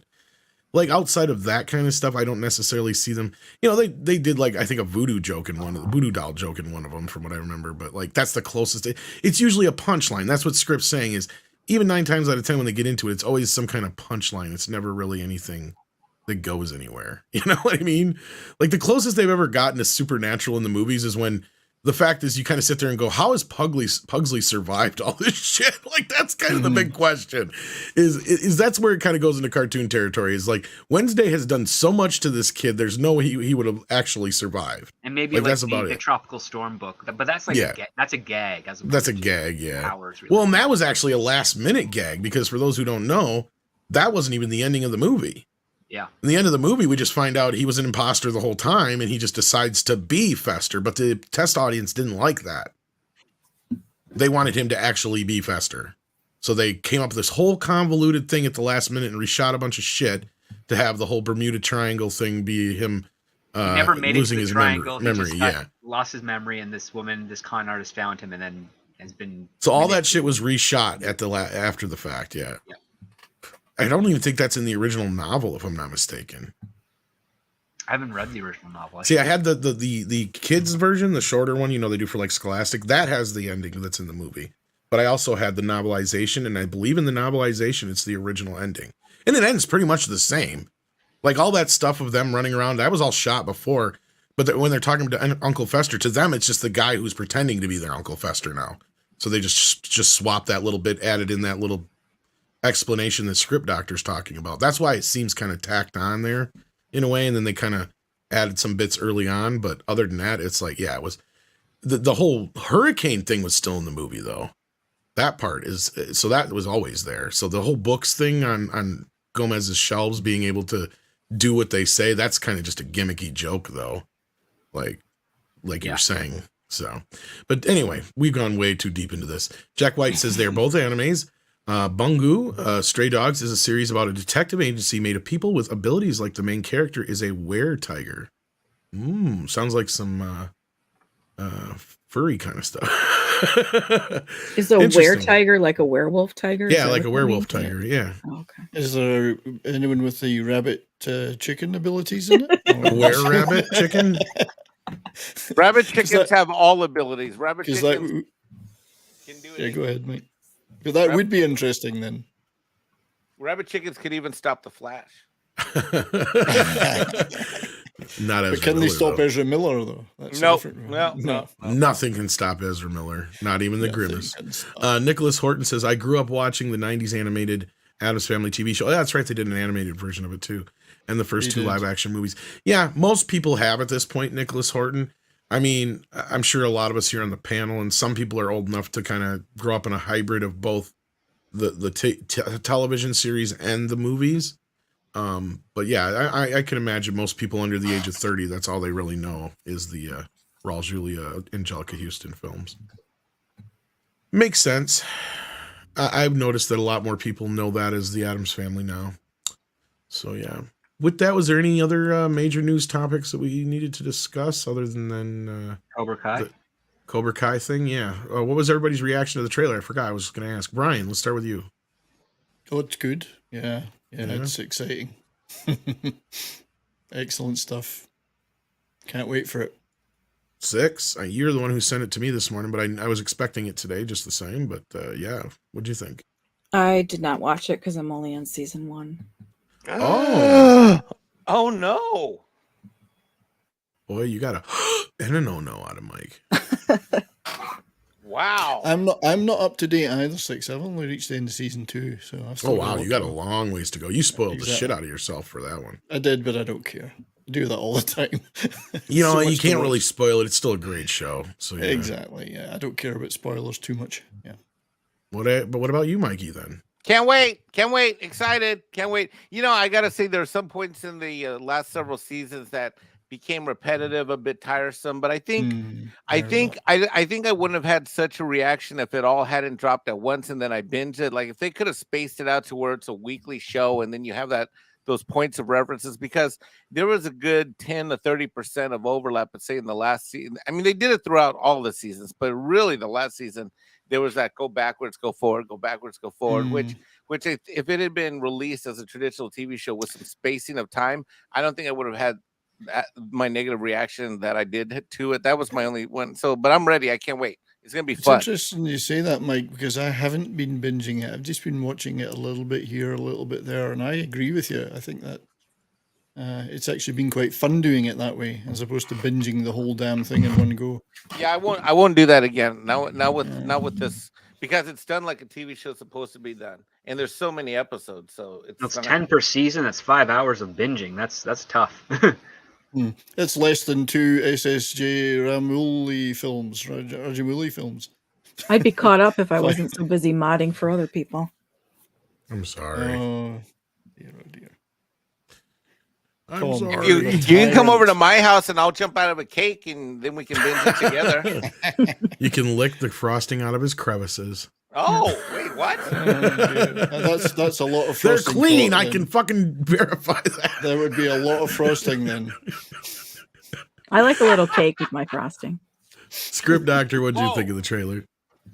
I thought it was pretty cool. I can't wait to see these other teachers that Terry Silver has hired to be instructors at his other chains of Cobra Kai, and what that holds for the rest of the thing. I'm curious about wondering what's going to be the new rival karate studio name with Chosen and Johnny and them. That's a good question. We will find out. I do like the fact that Johnny becomes an Uber driver. Well, yeah, the thing smelled like beer. Yeah, it's because there was beer in here. Asshole. Yeah, I like that we kind of Johnny kind of regressed a little bit, but this trailer looks interesting. It's giving us a lot, but not giving us too much at the same time, so I like that. And of course, Kreese doing well in prison. That's fine. Yeah. Well, the beauty of this is like kind of like we were saying, Mike, is yes, I'm not going to disagree. We're getting to a point with some repetitiveness over the 3rd and 4th season, but I think the first and second have some repetitiveness. 3rd and 4th have a little bit of that. So yeah. So like we can see here now that they know they got 2 seasons left. The story's going to start wrapping itself up. I don't think they're planning on going any longer than that, from what I've heard in interviews. So we'll see though. But I think this season and the next season are going to kind of be full of revelations and cameos and cool. All the stuff we've gotten up to this point, I have high expectations for it, and I think I'm justified in having them. So I can't wait. You're gonna say something else, sir? A script or no? So yeah. So hopefully it's good. We've got just under a month to check it out, and then we've got Hulk starting tomorrow. Oh, super. Oh, it's Thursday at midnight, right? Yeah, technically. So yeah, we're gonna later on tonight. I'll be watching the final episode of Better Call Saul, which was on. Oh, dude, it's so good. I'm gonna watch it later tonight. Yeah. So they're finishing it up finally. It's Final done. one. It's ended. So I probably will watch the show now eventually. The both of them. Yeah, sad to see it end. It's been a great run for Breaking Bad and that. and El Camino as well, and yeah, it's sad, you know. It's been a fantastic set of shows. So should I watch them in chronological order though, or should I not? Actually, I don't think it matters really. I don't think it matters. In fact, I think you're better not to watch them the way they were released. All right. Breaking Bad, Better Call Saul. You can watch El Camino anytime after Breaking Bad. Actually, what you Well, that I could figured. do, you could watch the first 4 seasons of Better Call Saul without spoiling Breaking Bad. Then you can watch That's Breaking true. Bad and then watch the back 2 seasons, and you'd be fine. That would be an interesting experiment. Yeah, yeah, do it, Maybe I'll Tom. have to do that. Yeah. Bast is telling me not to watch El Camino though. I've heard bad things about You'll that. just be surprised when people that are in Better Call Saul suddenly get younger when they're in Breaking Bad. Yeah, I kind of figured that from the whole Yeah, situation. they're starting to find it hard fact, to I think- cover up their age. I say there was some either interview or something or other I was listening to the other day where they were talking about how that's the only Yeah. main issue they had with the show. But Yeah, I mean, really, Jonathan Banks, you can tell, is substantially older, even Then though he's Jack meant to White- be younger. yeah, Jack White says he transforms into a tiger, and you have a character named Dazzy who can cancel out abilities, and the agency's doctor who has an ability that can cure any wounds, but it only works on life-threatening injuries. How does it know? Yeah, I'm just fine, curious. life-threatening. Yeah. His head's been cut off. That's life-threatening. Or maybe if somebody has a rash that he can't figure out how to fix, then he stabs them. Seems a little extra He's like, I can convoluted. fix that. Perhaps a bit of a pox, perhaps, or Well, if I can't heal you with my powers, I have this salve. You know? Oh Lord. Bryant Barr says, do you think Daniel will learn a lesson? I feel he hasn't learned his lessons yet. Oh yeah, he's still got a ways to go. oh yeah, He's Johnny starting to has realize it. Had more of an arc than Daniel, unfortunately. Yeah. But Well, and Johnny's that arc comes is so cool. And that's part of Daniel's that's part of the flaw in his character is how I mean, he finally came around to that, I think, in what was it, the last season here or whatever, where he thought he had all the answers, and he even says that almost line for line, but I don't. And and what would you do in this case, kind of thing. And when he's I talking can't wait to find out Miyagi. why he's not the hero anymore. Oh, he technically is, but you're just in the first season. I can tell why you're like at that point, because Yeah. the first season they do a pretty good job of showing how things can be from a different point of view, and how you can see things from Johnny's point of view, and it's very supported by the films, right? And they do a pretty good job of giving you that alternate perspective of where Johnny came from, because really, it is Daniel who kind of started it all. So, Here's the other thing, too. Daniel's critical character flaw is that he assumes without exploring. He doesn't really Yes. ask questions. He assumes these things and these outcomes and these directions of things, and he doesn't actually take a second to look back. And that's how he started this whole thing. He assumed whatever is going on between Elizabeth Shue and Johnny was this bad thing, and was actually more complex, and that's how he got involved and escalated things and spun out. And he's the villain.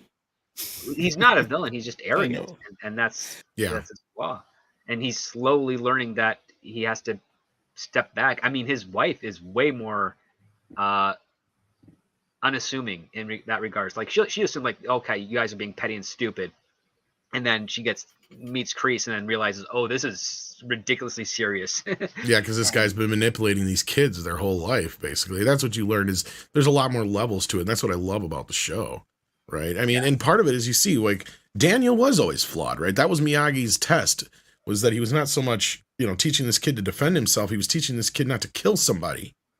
Like, that's the thing you got to kind of really look at it as, because he could tell he was he had no sense of direction. His anger wasn't focused. Well, he was just a Wait, kid. Mr. Miyagi was teaching Daniel how to Not to kill somebody. Yeah. How to not lose control. How to not lose control. Because eventually this kid was going to do something that was going to be He rash. was a hothead. Yeah, he was just Yeah. a kid, a hot-headed teenager. Wow, I didn't see that at all in the movies. Well, Yes, Miyagi part of it is is to defend himself because he's little, but also Miyagi sees that this could be a problem. You get Yeah. too good at this, you're going to hurt somebody badly. Yeah. It's not only that, like, whether he learns it or not, he's going to end up hurting someone because he's going to be pushed to such a limit that he's not going to be able to be Control his emotions. control his emotions, and he's going to get reckless with his actions. So Yep. that's and Miyagi's like, okay, I'm going to teach you discipline. I'm going to teach you hard work. I'm going to teach you how to, like, channel and exercise the issues you're having, so that you don't fall into what it ostensibly is the wrong side of the tracks type of person. Well, and if you look at the film, the worst beating he gets in the movie, it's his own fault. It is all his 100% his fault. Nobody was bothering him.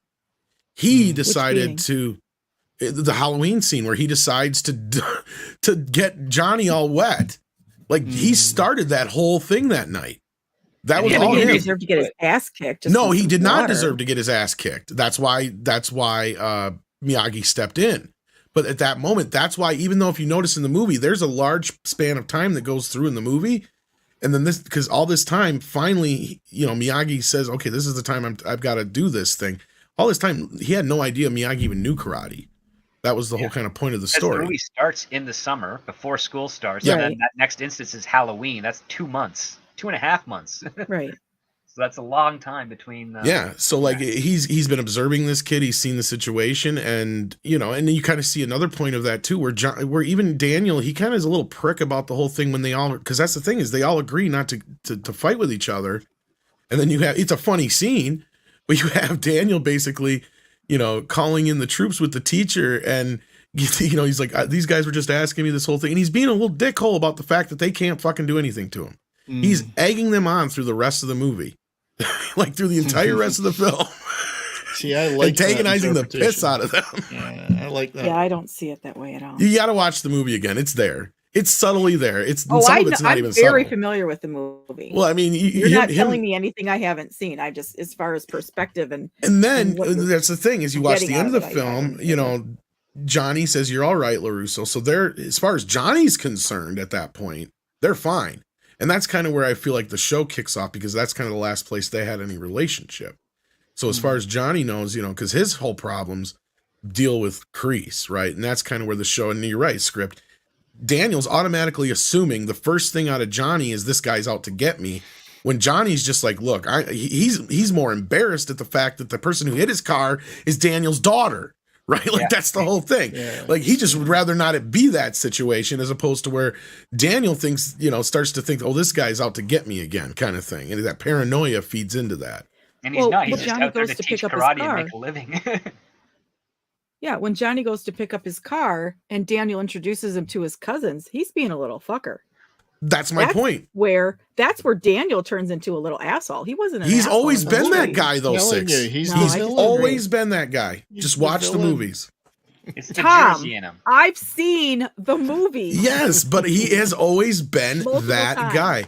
By the third film, he is a little different, right? Like by the third film, he's calmed down a little more. But then that's where you have to have that swing in the importance and why Miyagi is important to him, because you see where Terry comes in. And how Terry can, manipulate his mind and his emotions and get in the midst of the whole thing. Because Daniel's he's not a perfect character. He's very flawed, but that's why we love him, right? Because he makes mistakes. He's always making mistakes. He's the underdog, and he is an underdog, but at the same time, he's also, and this is where he's having growth in the show. He's also been a little obnoxious this whole time, and he's always kind of what we would call a shit disturber. Yeah. No, I disagree. You can't leave well alone. Yeah, anyway. I mean, he even brags about the story of why he's a better salesman than the boss that he hired him. Mm-hmm. I mean, he may be right, but the entire approach seems like he came off as arrogant. He is a very arrogant person. Yes. Yeah. But what we're seeing over the course of these episodes is he has to contend with that and realize that he has to, take a step back. And the one lesson that Miyagi was trying to teach him is discipline and not assuming and, hard work and dedication and all those types of things. And he gets those, but he's still got that little bit of, arrogance underneath. Oh, don't get me wrong. Yeah, he's a good person and heart. He wants to do the right things. Yeah. And then this is a good point here, too, from Brian, or question he has here. I don't understand the hatred with Johnny. That was a blip in his life. Well, that's the thing. And you've seen this where a bully can, in your life, and that's the way Daniel saw him, can affect you for the rest of your life. Like there's a psychological thing in that. And that's where Daniel's reacting the way he is to Johnny, even though Johnny's way past that at this point. Johnny, on the other hand, has a similar issue, but it's not with Daniel. Johnny's living in the past, though, but he's living in his glory days, right? Like that's the difference. The thing is that Daniel beat Johnny, so he should be over it. He should Daniel be should be overall. over it as well. Yeah. Well, not only that, it's more Daniel so that should he's be not over doing it. with any grace, right? Like he's not being what's the word Sore I'm winner looking is for? essentially. Yeah. Otherwise, there was no point in beating him if he's never going to get over it. If never going to get over Johnny, what was the point of fighting him and beating him? You know. Anyway, Well, and he kind of does here's the thing, is like he's a friendly enough to him at first, but then he starts to pick on him, right? Kind of like how Johnny would have picked on him as a kid when they were younger. It's a Well, yeah, status what he game. did about raising the rent at his Yeah. at that strip mall, that was fucked up. That was Yeah. petty. And you'll see here eventually 6. I know it gets amped up. Those two go to a point where it gets pretty amped up. And I then- don't if watching the TV show is going to change my opinion of Daniel from the movie. I don't think it'll change it for the bad because I love the show. To me, it's just fleshing out the characters even more. Yeah. It feels more real. Yeah. Like to me, I it's, guess I see him as two separate. Like there's movie Daniel, and then there's, I guess, which you would may be see it that way canon now, but you're Daniel. gonna. Okay, here's the thing: is you're gonna get to a point because the show actually addresses this 6. It'll get there, and I don't want to spoil it for you because it is one of the most heartbreaking scenes in the entire fucking show. And it's one of the few times that a show or a movie's ever been able to get me to break down. And it gets to a point where Daniel finally has to face who he really is, right? And that's the most I can tell you. So just keep with the show until at least then, and you'll see where we're coming from. Because what this show does is add so many layers to everybody, not just Daniel and Johnny, but everybody, including Miyagi and any other characters you've ever seen in the movies before. They all get built upon in this show.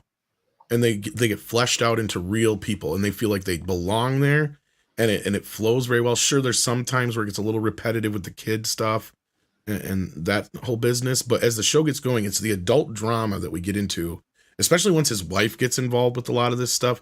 You'll start to see a different side of Daniel.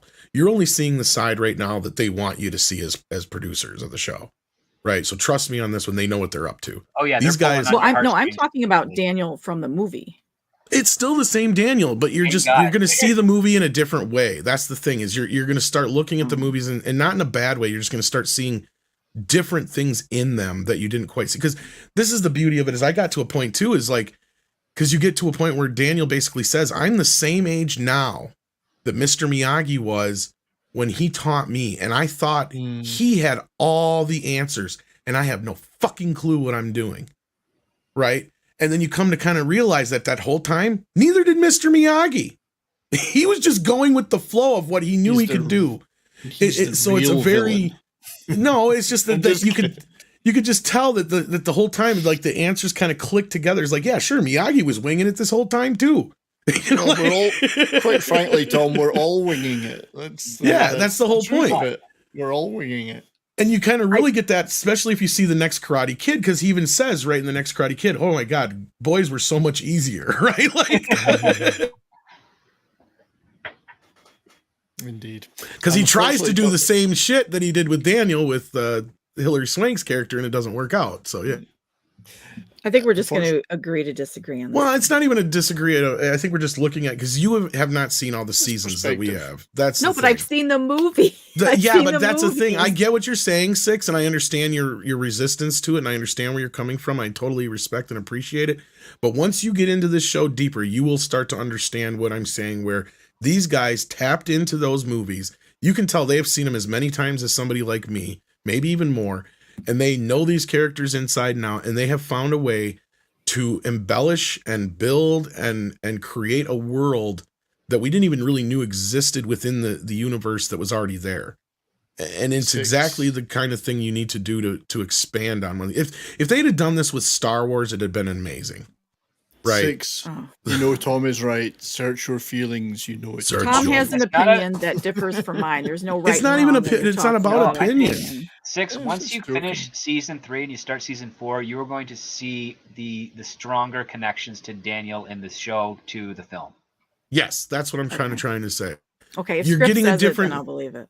Well, it's he's saying it better in a sense that I'm trying to say in a roundabout way. Yes, you got to understand the show right now is from Johnny's point of view. It will switch Yeah. points. And I love points the of view. show. I've seen like the Yeah. first 5 episodes. Abso-fucking-lutely love it. It's probably the best TV show that's been out in the last few years. I absolutely love it. And I am going to get caught up someday. I'm not sure how this is retconning Johnny. I don't. I tell you what I'll do. Instead of modding for Midnight's Edge in the morning, I'm going to start binge watching Go Cobra for it. Kai. At my place. It's only 5 hours a season. At my place. At Mikey's place. He does have a jacuzzi. I can't compete with that. Yep. Lots of fun. Listen to that little fucker. Yep. And guess what? I just got the pump fixed, so it has stronger bubbles. I thought you Why made did your the own pump need bubbles, fixing? Mike. I thought you What? made your own bubbles. Why did the He's not going to answer that. Oh my God, we have a super chat from Action Cop. The other side of the coin for the Karate Kid series is that life is in the fight. Pacifism is sitting out fights is not the answer. Miyagi is so passive that his life passed him by. That's the thing is Daniel's learning that Miyagi didn't have all the answers. That's what I'm trying to say. And even Miyagi kind of knew that, and he sets things up for Daniel in a way. And I don't want to give any of it away because it's so brilliantly written that this is, when it's all said and done, I hope I can say that this is one of the best shows of all time. Like, I hate saying that now before the show's done because it could clearly go off the fucking rails at any moment. Yeah. So that's the thing. But at this moment in time, with the seasons they have done, with what I'm seeing, with where they're going with this is one of the few times in my life I would say, yes, you cannot do this any other way. And here's something weird. I'd always thought the Karate Kid movies got exponentially worse as I watched each one of them. This series has made them all enriched for me. And the hope, and I heard you mention while I was muted, you mentioned the Star Wars thing. Everything that I was hoping to get from the Kenobi, the Boba Fett's, adding to that love I've had of Star Wars, that's pretty much what ended up happening here. And I was never even the biggest Karate Kid fan. But, well, the brilliance of the Karate Kid is that their entire seasons and arcs are exploring the themes of those original films and the characters themselves. Exactly. So they're not retconning them. They're not embellishing them. They're not doing anything to circumvent what they are. They're just basically saying, okay, so here's Johnny Lawrence. What type of kid is what's the foundation that made this kid the way he was when we first saw him? And it's like, oh, he's a rich kid. Well, here's the other part too. What point in the world is he a rich kid, and why does he have this arrogance and this? And why would he go into karate? It's like, well, the divorce was pretty high in the 70s after the feminist movement in the 60s and whatnot. Maybe he's a kid that's, especially in California. Yeah. Especially in California. Maybe he's a kid that's a stepfather. Maybe there's some. And then why is Johnny acting more mature and responsible and has a bit more sense of honor with regards to the Cobra Kai stuff than Daniel, who's a bit more brash, a bit more arrogant and whatnot? It's all just exploring those as questions and saying, let's have those questions inform the season and these characters, as opposed to saying, well, what if it's a good idea that Daniel has a long lost sister or something? Like, no, they don't do that. they say that's silly. They want to go with something that's bad, bringing the foundation of what the character is. And the other part too, and I know a lot of people, audience members and whatnot, think it's kind of a lazy tactic, but starting with dramatic irony, in the sense that you have a guy like Johnny who comes from money, who's wealthy, and then when we see him as an adult, he's poor, living in a crummy apartment in a bad part of town. It's irony and it's good, and it also allows you as an audience member to be open to the vulnerability of the character. If you made him rich and be on top of the world, kind of like that Maya Rudolph comedy that just came out, nobody's going to watch it because nobody cares. Nobody sympathizes with someone whose problems can be solved with writing a check. Well, and the beauty also of the show, I don't know if this supports what you're saying at all, Script, but like, look at the I can't believe I just forgot the actor's name who just passed away, who plays Johnny's stepdad, from Mary Tyler. Ed Asner. Ed Asner. The thing with Ed Asner's character in the show, and this is the beauty of it for me, and this is kind of indicative of the whole series, is that even though he's an asshole and he's kind of partially to blame for why Johnny is the way he is, he's still a human being, and we can see it through him. They don't have him be this one-dimensional villain-esque character. Like, he's been taking care of Johnny this whole time, right? He's gone out of his way, in fact, right? And that's kind of where the show starts. He's like, I've been doing nothing but take care of your ass, kid. You're done. I'm cutting you off. I'm buying you out of my life. So it's not like he's been, it actually sets him up as a human being, and you give a reason why he's cutting Johnny off. Even if whatever reasons was that gone on in the past, these two have clearly had a relationship this whole time. And it's not, and this is the setup for why Johnny's a shitty father and why all this shit is, it all feeds into itself. And it's very well done. It's not one dimensional. It's not the old kind of like, you know, twisting your mustache kind of villain shit that even Kreese, right? Like they do such a beautiful job of making him even more complicated than he was in the original movies, right? Because he was very one note in the original movies, and here he really gets to expand on his character, and that's what I love about this show, is that we only get 2 hours with them in a movie, and they're kind of cookie cutter versions of themselves, as to where here they're actually given room to breathe, and that's kind of what I'm saying, Six. I don't feel like it's made me, at least for me, it hasn't changed my love for the original films. It hasn't really changed how I look at them, but it's definitely added to the mythos for me. And like, I can understand why those who like love the EU for Star Wars feel, right? Because to me, this is like that. But I don't watch the way that I feel about the OT or the PT was not changed one iota by watching Clone Wars. Yeah, and it hasn't changed how I feel about the Karate Kid. I just look at it a little bit differently in certain aspects, or I can see other things now, or why those writers pulled that out of there, right? I don't necessarily have this thing where, oh, well, clearly that's what the writer originally meant. No, the writer wrote this as it was for what it was. These guys, though, are using that thread, and they're just pulling on that, and they're expanding it out. And to me, it's still connected, right? It's not destroying anything like the sequel trilogy did with, like, I agree, as much as I have my issues with whatever flaws I may feel there are with the prequel trilogy, I still don't feel like they destroy Star Wars the way the sequel trilogy does, right? That's not what this does here. This is not a sequel trilogy kind of situation. It's not going to change anything of how you feel about the previous films, I don't think, at least personally. But anyway, how do I think Mr. Miyagi would react to all of this? I think he would say, let's go fishing. Ask a fish. Probably. Fish said, hungry. Must eat first. Then we can fight karate. We got a few super chats here. Darmuth says, Six is only one vol away from something naughty, and her personality is what makes it such a fun time. Also, Tom, how does it feel to be right on Ezra? Thank you, Darmuth. Yes, and thank you, Darmuth, for that. I don't know if I would consider myself right per se, because it's not like, I mean, I was getting this information from people, so I can't, like, how do I put this? I can't like take credit like I was some seer of all things or anything like that. I wish I could credit my sources, unfortunately, but they know that they can't be credited, let's say. And they would kick my ass. Yeah. But on that note, it feels good, Tom. You wouldn't. Feel there's a vindication in it, but yeah, but you don't feel right about such a horrible things happening. And then there's the other side of it. Yes, I don't like the fact that it's this kind of a thing that we're talking about, and I think Ezra's getting off light by just going to rehab and apology tour if that's what ends up happening. And I know he's going to get off light on his burglary sentence, and he'll probably that Child Protective Service investigation will probably just go away. I'm not stupid. I know that's probably what's going to, and that bothers me more than anything, right? I could give a shit less. I have no investment anymore in the Flash and a lot of this DC stuff that's going on. To me, it's like I'm just watching from the outside at this point. I have no investment in any of this shit. Are we all in agreement that that's why the timing of it is now, is because of the felony charge? Probably. I'm sure that's what got him.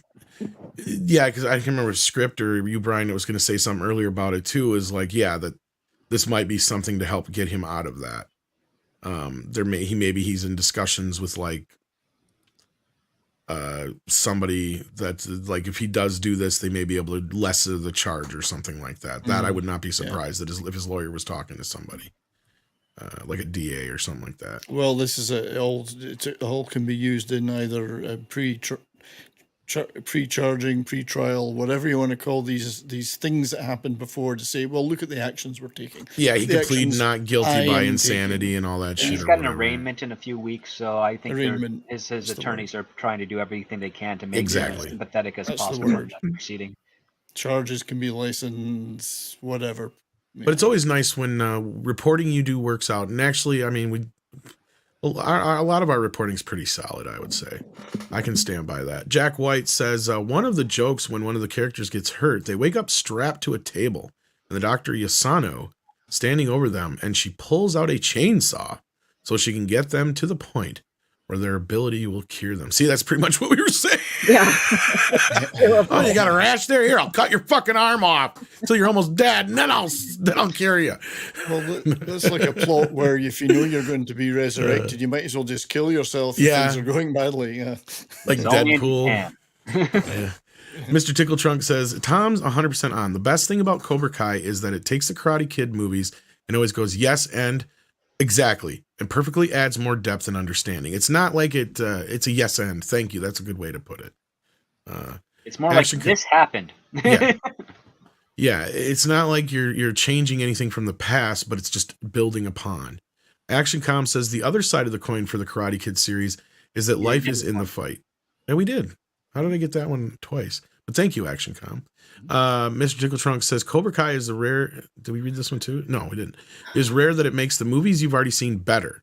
You also start to invest in new characters. Amanda is one of my favorites. There you go.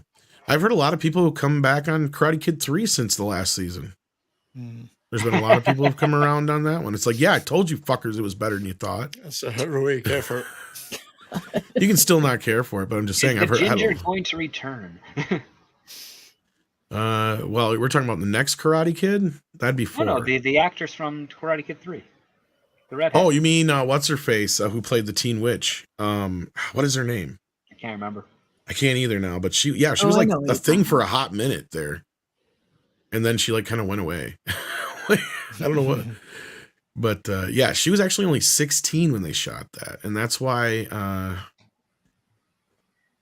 Ralph Macchio did not want them to be a love interest like they were originally scripted to be. It'd be funny if she ends up being Barnes's wife. That would be interesting. Yeah, that would be definitely interesting. But all right, we got one more super chat here after this one, or this is the last one. Sorry. Okay. Hey, Six, just the series is like Star Wars Expanded Universe, says Adam Mulford. See how the OG characters grew and mature. I hate the movies. Outlaw Star is the best anime. I think is he talking about I think Clone he's Wars? talking about Cobra Kai being Gotcha. the series is like Star Wars Expanded Universe. Yes, that's what I was trying to say too. Yeah, that's what it felt like for me. Yeah, and I'm a fan of the Star Wars EU too. Yeah, it's just not canon. Not now, you know. But with that, now we are caught up, I believe. Unless you think I missed anything else, Six. No, okay. I think you did, sir. I don't think you've missed anything. Okay. With that, I want to say thank you to everybody on the panel for being here today. I want to thank all you guys out in the chat. Please hit that like button if you haven't already. Mike, you got anything coming up you want to plug? Tomorrow, Chris Gore will be on Midnight's Edge, and he will be talking about, guess what, Tom? She-Hulk. Yep. That's way too masculine for She-Hulk. She-Hulk smashed. Then we got Script Doctor. Anything you got coming up? This Saturday morning, I'll be talking with Keith about some Milestone comic characters, Icon and Rocket. So follow me on Twitter to see when that stream starts. It'll be in the morning, so if you don't wake up prior to 10 a.m., you're probably gonna miss it. But you'll be able to watch it. Six, anything you got going on you want to plug? I have absolutely nothing Okay. going on. The right answer was Mexican Iron Man. I got I'm so tired. I have nothing funny to say. You have to plug the holes in Mexican Iron Man's hot tub. The mice in my head were scrambling, trying to think of a way to phrase that. But I came up empty. Well, we did get a member chat from Big Daddy MRI here. How you doing, Big Daddy? It says, hey, Tom. Hey, honored panel. Hail chat. Hey, wonderful mods. Loving the show. Be safe and take care. Well, thank you for that, Big Daddy MRI. We appreciate that. Right. Now we're caught up. And Brian, anything you got going on? Well, working on a few videos, but if anything, I'd ask people to, if they feel like it, to go and watch my live stream from yesterday, which was an epic lot of fun on the Towering Inferno. We had a fantastic stream on that yesterday. Script Doctor likes that movie. Yeah, Irwin Allen classic. Yeah, so, well, yeah, just check that live stream from yesterday out. Lots of fun. That reminds me, we got to If get I'd back known to that those script, soon. I would have had you on there. We were talking about that. I think Script Doctor and I were toying with moving the A-rated B movies to Fridays, so we'll see on that. Then we got Darren Muth who says, Script, how fast is your WPM? Words per minute. Let's see. Without a spelling mistake, it's around 104. Oh, you got to do it Whoa. without spelling mistakes? Fuck. Yeah, with spelling mistakes, I can go up to about 200. Yeah, I was gonna say, I'm not that good, but damn, that's pretty hot. I can Does do like, Daramuth do the Fandango? I think though? I That's did what I 80 or 90 at one point. It was my fastest, but that's not great. But damn. Yeah, So I have fast. a middle finger problem with my typing. Once I get to a certain speed, my middle finger jumps ahead before all my other ones. So I'll have various letters in the wrong order, but they're all correct for the word. I He think has a that's one of premature the. problem. That's the one only of one the I've got, Flash's. so. It's one of the Flash's powers. You know, the Flash can do 185 words per minute. So Yeah, that's awesome. well, that killed that one, didn't it? Tom, what do you got coming up? Well, evidently, Paulie thinks I'm showing up there. I said I was going to try, but yeah, I guess I'll stop over there for a little bit to talk to Paulie and Andy Vargas of Santana over on Latino Slant. Six graciously shared the link there in the chat, so if you guys want to head on over there and check that out, because I don't think there's toxic.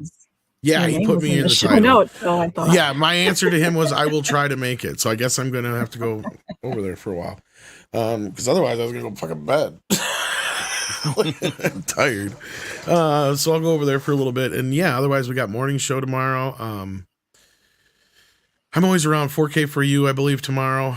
So yeah, we'll definitely have some things to talk about. We finally got Reservoir Dogs coming on 4K. So sounds like Paulie's getting started, so I better hop on over there too. And thank you so much, guys, for being here tonight. And yeah, take care of yourselves and each other. I want to say we are deeply sorry.